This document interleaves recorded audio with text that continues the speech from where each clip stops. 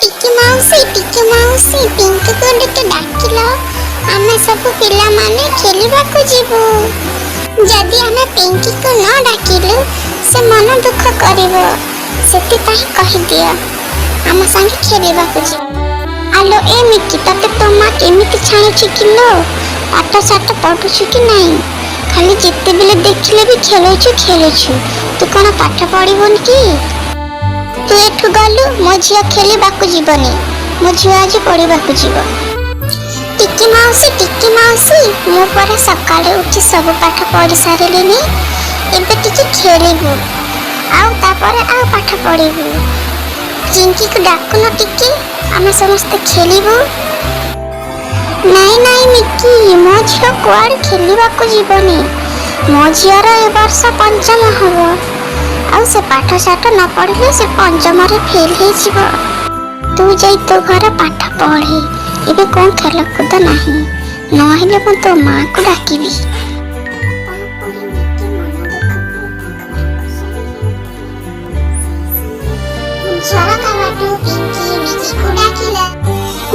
Mickey, ତୁ ଗୋଟେ କାମ କରେ, ତୁ ତମ ଘରକୁ ଯାଇ ମିଛରେ ପାଠ ପଢ଼ାର ଗୋଟେ ବାହାନା କରେ। କିଛି ସମୟ ପରେ ମୋ ମା ପାଣି ଆଣିବାକୁ ଯିବେ। ମୋ ମା ନଦୀ କୂଳକୁ ପାଣି ଆଣିଗଲେ ବୁଲୁଚିକି ଯିବି, ତାପରେ ଆମେ ସମସ୍ତେ ମିଶିକି ଖେଳିବା। ତାପରେ ମିକି ଚଢ଼େଇ ତା ଘରକୁ ଚାଲିଗଲା। କିଛି ସମୟ ପରେ ଟିକି ଚଢ଼େଇ ନଦୀ କୂଳକୁ ପାଣି ଆଣିବାକୁ ବାହାରିଲା। ପିଙ୍କି, ମୁଁ ନଦୀ କୂଳକୁ ପାଣି ଆଣିବା ପାଇଁ ଯାଉଛି, ଆସିଲା ବେଳେ ଯେମିତି ତୁ ଘରେ ରହି ପାଠ ପଢୁଥିବୁ, ଆଉ ଯଦି ତୁ ପାଠ ନ ପଢି ଖେଳିବାକୁ ଯିବୁ ତାହେଲେ ଦେଖିବୁ ଆଜି ତୋର ଦିନକୁ ମୋର ଦିନେ। ହଁ ମା, ତମେ ଚିନ୍ତା କରନି, ମୁଁ କୁଆଡ଼େ ଯିବିନି, ମୁଁ ମନ ଦେଇ ପାଠ ପଢୁଥିବି, ଆଉ ଘର ଛାଡ଼ି କୁଆଡ଼େ ଯିବିନି। ସାଙ୍ଗେ ସାଙ୍ଗେ ଟିକି ଚଢ଼େଇ ପାଣି ଆଣିବାକୁ ନଦୀ କୂଳକୁ ଚାଲିଯାଏ। ଯେମିତି ଟିକି ଚଢ଼େଇ ନଦୀ କୂଳକୁ ଯାଏ, ସାଙ୍ଗେ ସାଙ୍ଗେ ପିଙ୍କି ତା ସାଙ୍ଗ ମିକି ଘରକୁ ଚାଲିଯାଏ। ମିକି, ଚାଲ ଆମେ ଆଜି ରୋଷେଇ କରି ଖେଳିବା। ମାଟି କଡ଼େଇରେ ଆଉ ମାଟି ତାୱାରେ ଆଜି ଆମେ ପୋଇପତ୍ରକୁ ରୋଷେଇ କରିବା, ଆଉ ଭାତ ରୋଷେଇ କରିକି ଖାଇବା। ଆରେ ସାଙ୍ଗମାନେ, ଆମେ କେତେ ଦିନ ମିଛିକା ମାଟି କଡ଼େଇ ଆଉ ମାଟି ତାୱାରେ ରୋଷେଇ କରିବା। ଚାଲ ଭାତ ଆଉ ଅଣ୍ଡା ତରକାରୀ କରି ଖାଇବା। ହେଲେ ଚିଣ୍ଟୁ, ଅଣ୍ଡା ତରକାରୀ ଆଉ ଭାତ ତିଆରି କରିବା ପାଇଁ ତ ବହୁତ ଗୁଡ଼େ ଟଙ୍କା ଦରକାର ପଡ଼ିବ। ଆମ ଘରେ ଏତେ ଟଙ୍କା କେଉଁଠୁ ଦେବେ କହିଲେ? ଆମ ଘରେ ଟଙ୍କା ନାହିଁ, ଏଇଟା କରିପାରିବୁନି। ଆରେ ପିଙ୍କି, ଏତେ ଟଙ୍କା ଦରକାର ନାହିଁ, ଆମେ 5 ଟଙ୍କା ଲେଖାଏଁ ଆଦାୟ କରିବା, ଆଉ ବାକି ଜିନିଷ ସବୁ ଘରୁ ନେଇ ଆସିବା। ଆମେ କିଛି ଟଙ୍କା ଆଦାୟ କରି ରଖିଛି, ସେଇଥିରେ ଅଣ୍ଡା ଆଣିବା, ଆଉ ବାକି ସାମଗ୍ରୀ ଘରେ ସବୁ ନେଇ ଆସିବା ଲୁଚିକି। ସବୁ ଚଢ଼େଇମାନେ ଅଣ୍ଡା ଭୋଜି କରିବା ପାଇଁ କଥାବାର୍ତ୍ତା ହେଉଛନ୍ତି। ଏପଟେ ଟିକି ଆସିକି ଦେଖେ ତ ପିଙ୍କି ଘରେ ନଥିଲା। ସେ ଏସବୁ ଦେଖି ବହୁତ ରାଗିଗଲା। ସେ ବହୁତ ରାଗିକି ମିକି ଘରକୁ ଗଲା। ଆଲୋ ଏ ମିକିର ମା, କୁଆଡ଼େ ଗଲୁ? ମୋର ଝିଅ ତମ ଘରକୁ ଆସିଛି କି? ହଁ ଲୋ, ତୋ ଝିଅ ତ କେତେବେଳୁ ଆସିଲାଣି, ସେ ମୋ ଝିଅ ସହିତ ଖେଳିବାକୁ ଯାଇଛି। କ'ଣ କରିବ ପିଲାମାନଙ୍କର, ସବୁବେଳେ ଖାଲି ଖେଳିବାରେ ଲାଗିଛନ୍ତି, ପାଠ ସାଠ ଟିକେ ପଢୁନାହାନ୍ତି, ଖାଲି ସବୁବେଳେ ଖେଳୁଛନ୍ତି। ଆଲୋ ଏ, ତୁ କ'ଣ ତୋ ଝିଅକୁ ପାଠ ପଢିବାକୁ ଦେବୁନି କି? ଖାଲି ସବୁବେଳେ ଖେଳିବାକୁ ପଠେଇ ଦେଉଛୁ। ବୁଝିଲୁ ଟିକି ଚଢ଼େଇ, ସେମାନେ ଏବେ ବହୁତ ଛୋଟ ଅଛନ୍ତି, ସେମାନଙ୍କୁ ଯଦି ଆମେ ଛୋଟବେଳୁ ଶାସନ କରିବା ସେମାନେ ବହୁତ ଡରିଯିବେ। ତୁ ହିଁ ଏମାନଙ୍କୁ ମୁହଁ ବଡ଼ କରୁଛୁ। ଏମାନେ ଯଦି ଛୋଟବେଳୁ ପାଠ ସାଠ ନ ପଢ଼ିବେ ତାହେଲେ ତ ବଡ଼ ହେଲେ ବି ପାଠ ସାଠ ପଢ଼ିବେ ନାହିଁ। ହଉ ତୁ ଏଇଠି ଥା, ମୁଁ ମୋ ଝିଅକୁ ଖୋଜିବାକୁ ଯାଉଛି। ଟିକି ଚଢ଼େଇ ତା ଝିଅକୁ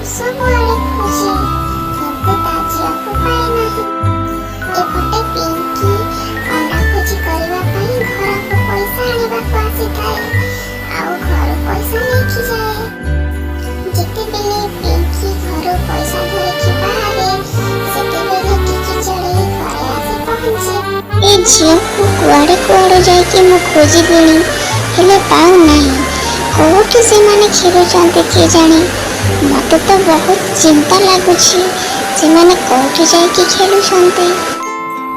ଆଉ ଏପଟେ ଚଢ଼େଇ ଛୁଆମାନେ ଅଣ୍ଡା କିଣିବାକୁ ବଜାରକୁ ଯାଆନ୍ତି। ଆଉ କିଛି ସମୟ ମଧ୍ୟରେ ସେମାନେ ଅଣ୍ଡା କିଣି ଫେରି ଆସନ୍ତି। ସାଙ୍ଗମାନେ ଆମେ ତ ସବୁ ଜିନିଷ କିଣି ନେଇ ଆସିଲେ, ଚାଲ ଏବେ ରୋଷେଇ କରି। ତମେମାନେ ସବୁ ଯୋଗାଡ଼ କର, ମୁଁ ରୋଷେଇ କରିବି। ହଁ ସାଙ୍ଗମାନେ, ଆଜି ମୋ ହାତର ଅଣ୍ଡା ତରକାରୀ ତମେମାନେ ଖାଅ।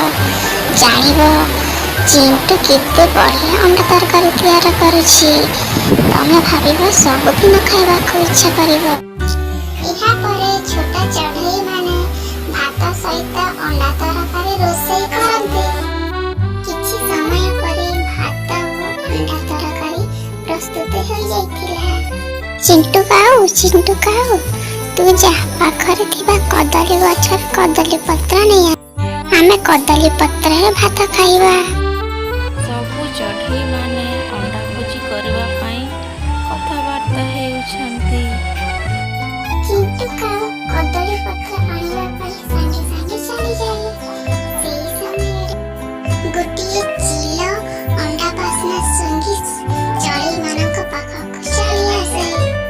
ଆରେ ଏ ଚଢ଼େଇ ଛୁଆମାନେ, ତମେମାନେ ତ ଭଲ ସ୍ୱାଦିଷ୍ଟ ଅଣ୍ଡା ତରକାରୀ ତିଆରି କରିଛ। ତମ ଅଣ୍ଡା ତରକାରୀର ବାସ୍ନା ବହୁତ ବାଟ ଯାଏ ବାସୁଛି।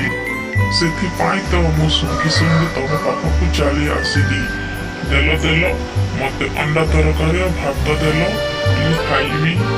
ନାଇଁ ଚିଲ ଅଙ୍କଲ, ଆମେ ତ 4 ଜଣ ଅଛୁ, ସେଥିଲାଗି ଆମେ 4ଟି ଅଣ୍ଡା ଆଣିଛୁ। ତମେ ଯଦି ଆମ ଭାଗ ଖାଇଦେବ, ତାହେଲେ ଆମ ଭିତରୁ ଜଣକୁ ଉପାସ ରହିବାକୁ ପଡ଼ିବ। ତମେ ଯଦି ଆଗରୁ ଆସିଥାନ୍ତ, ତାହେଲେ ଆମେ ତମକୁ ଆମ ଭୋଜିରେ ମିଶାଇଥାନ୍ତୁ। ଆରେ ଏ ଚଢ଼େଇ ଛୁଆ, ତୁ ବୋଧେ ଜାଣିପାରୁନୁ ତୋ ଆଗରେ ଗୋଟେ ଚିଲ ଠିଆ ହେଇଛି ବୋଲି। କେମିତି ତୁ ମନା କରିପାରୁଛୁ? ତୁ ଯଦି ମତେ ଅଣ୍ଡା ତରକାରୀ ନ ଦେବୁ, ତାହେଲେ ତମ 3 ଜଣଙ୍କୁ ମୁଁ ଭୋଜି କରି ଖାଇଦେବି। ଏମିତି କରି ଚିଲ ଚଢ଼େଇ ଛୁଆମାନଙ୍କୁ ବହୁତ ଡରାଇ ଦିଏ। ଆଉ ଚଢ଼େଇ ଛୁଆମାନେ ବହୁତ ଡରିକି ତାକୁ ସବୁ ଅଣ୍ଡା ତରକାରୀ ଓ ଭାତ ଖାଇବାକୁ ଦେଇ ଦିଅନ୍ତି। ଏ ଛୁଆମାନଙ୍କ ମାଂସ ଖାଇ ଖାଇ ମତେ ବହୁତ ବିରକ୍ତ ଲାଗିଲାଣି। ଆଜି ଏତେ ସୁନ୍ଦର ସ୍ୱାଦିଷ୍ଟ ଅଣ୍ଡା ତରକାରୀ ଖାଇବି, ବହୁତ ଆନନ୍ଦରେ ଖାଇବି। ଯାଏ ଖାଇବି ମୁଁ। ଯେମିତି ଚିଲ ଅଣ୍ଡା ତରକାରୀକୁ ଖାଇଲା ତ ତା ପାଟି ବେଶୀ ଜୋରେ ରାଗ ଲାଗିଲା। କାହିଁକି ନା ଚିଣ୍ଟୁକୁ ଅଣ୍ଡା ତରକାରୀ ରୋଷେଇ କରିବା ଆସେନି। ସେ ତ ଅଣ୍ଡା ତରକାରୀରେ ବହୁତ ଲଙ୍କା ଗୁଣ୍ଡ ପକାଇ ଦେଇଥିଲା, ଯାହା ଫଳରେ ଚିଲର ପାଟି ବହୁତ ଜୋରସେ ପୋଡ଼ିବାକୁ ଲାଗିଲା। ଆଉ ସେ ରାଗରେ କମ୍ପି ଉଠୁଥିଲା। ଇଲୋ ବୋପାଲୋ ମାଲୋ, ଏଇଟା ତରକାରୀ ନା ଆଉ କଣ? ଏଇ ତରକାରୀରେ ତ ବହୁତ ଲଙ୍କା ଗୁଣ୍ଡ ମିଶିଛି। ମୋ ପାଟି ତ ବହୁତ ଖରାପ ହେଇଗଲା। ଏ ଚଢ଼େଇ ଛୁଆମାନେ, ଜଲ୍ଦି ମୋ ପାଟିରେ ପାଣି। ଚିଲ ଅଙ୍କଲ, ତମକୁ ବହୁତ ବହୁତ ଧନ୍ୟବାଦ। ଯଦି ତମେ ଆସିନଥାନ୍ତ, ତାହେଲେ ଆମକୁ ଏ ଅଣ୍ଡା ତରକାରୀ ଖାଇବାକୁ ପଡ଼ିଥାନ୍ତା, ଆଉ ଆମ ପାଟି ପୁରା ପୋଡ଼ିଥାନ୍ତା। ସେଥିଲାଗି ତୁମକୁ ବହୁତ ବହୁତ ଧନ୍ୟବାଦ। ଏ ଦୁଷ୍ଟ ଚଢ଼େଇ, ଧନ୍ୟବାଦ ପଛେ ଜଣାଇବୁ। ଜଲ୍ଦି ପାଣି ଆଣିକି ମୋ ପାଟିରେ ଦେ, ନହେଲେ ତମ 3 ଜଣଙ୍କୁ ଖାଇକି ମୁଁ ମୋ ପାଟିର ରାଗ କମେଇବି। ଏହାପରେ ଚିଙ୍କି ଚିଲର ପାଟିରେ କିଛି ପାଣି ଦେଲା। ପାଣି ପିଇକି ଚିଲର ପାଟିକୁ ଟିକେ ଭଲ। ଏ ଚଢ଼େଇ ଛୁଆମାନେ, ତୁମମାନଙ୍କୁ କୋଟି କୋଟି ଜୁହାର। ମୁଁ ଆଉ କେବେ ବି ଭୁଲରେ ତମ ଭୋଜି ଖାଇବାକୁ ଆସିବିନି। ମୋ ପେଟ ତ ଜଳିଲାଣି, ଆଉ ମୁଁ ଯାଉଛି 2 ନମ୍ବର ଯାଇକି ଆସୁଛି। ଏମିତି କହି ଚିଲ ସେଠାରୁ କିଛି ସମୟ ପରେ ଚିଣ୍ଟୁ ପିଙ୍କି ତୁ ଜଲ୍ଦି ଜଲ୍ଦି ଭାତ ବାଢ଼ି ଦେଲୁ, ମତେ ବହୁତ ଭୋକ ଲାଗିଲାଣି। ଏହା ପରେ ପିଙ୍କି ଘଟଣା ବିଷୟରେ ସବୁ ଚିଣ୍ଟୁକୁ କହିଲା। ଆରେ ମୁଁ ତ ଭାବିଥିଲି ସେତିକି ଲଙ୍କାଗୁଣ୍ଡ ଭଲ ହେବ, ହେଲେ ମୁଁ ଜାଣିନଥିଲି ବେଶୀ ଲଙ୍କାଗୁଣ୍ଡ ଲାଗିବ ବୋଲି। ଏବେ ଆମେ କ'ଣ କରିବା? ଘରକୁ ଗଲେ ବି ତ ଖାଇବାକୁ ଦେବେନି, ଆମେ ଏବେ କ'ଣ କରିବା? ଭୋକ ଉପାସରେ ହିଁ ରହିବା। ସାଙ୍ଗମାନେ, ଆମ ପାଖରେ ଆଉ କିଛି ଉପାୟ ନାହିଁ। ଚାଲ ଆମେ ସମସ୍ତେ ଘରକୁ ଫେରିଯିବା ଆଉ ଆମ ମା ମାନଙ୍କୁ କ୍ଷମା ମାଗିଦେବା। ଏମିତି ଭାବି ଚଢ଼େଇ ଛୁଆମାନେ ନିଜ ଘରକୁ ମା ଏଇଥରକ ମତେ କ୍ଷମା କରିଦିଅ, ଆଉ କେବେ ବି ତମକୁ ନ କହିକି ମୁଁ କୁଆଡ଼େ ଯିବିନି। ମୁଁ ସତ କହୁଛି, ଆଉ କେବେ ବି ମୁଁ ଏମିତିଆ ଭୁଲ କରିବିନି। ନାଇଁ ମିକି, ତୁ ଏମିତି କଥା କହନି। ତୁ ଘରେ ନଥିଲୁ ବୋଲି ମୋ ମନରେ କେତେ ଖରାପ କଥା ଚିନ୍ତା ହେଉଥିଲା। ଆସିଲୁ ମା, ଏଠିକି ଆସିଲୁ, ମୁଁ ତତେ ବାଡ଼େଇବିନି। ଜାଣିଛ ମା, ଆମ ପାଖକୁ ଗୋଟେ ଦୁଷ୍ଟ ଚିଲ ଆସିଥିଲା, ଆଉ ସେ ଆମ ଅଣ୍ଡା ତରକାରୀକୁ ଖାଇଦେଲା। ଅଣ୍ଡା ତରକାରୀ ବେଶୀ ରାଗ ହେଇଥିବାରୁ ତା ପାଟି ପୁରା ଜଳିବାକୁ ଲାଗିଲା, ଆଉ ସେ ଠାରୁ ପଳେଇବାକୁ ଲାଗିଲା। ଆମେ କିଛି ଖାଇନୁ ମା, ଆମେ ସକାଳୁ ହିଁ ଭୋକ ଉପାସରେ ଅଛୁ।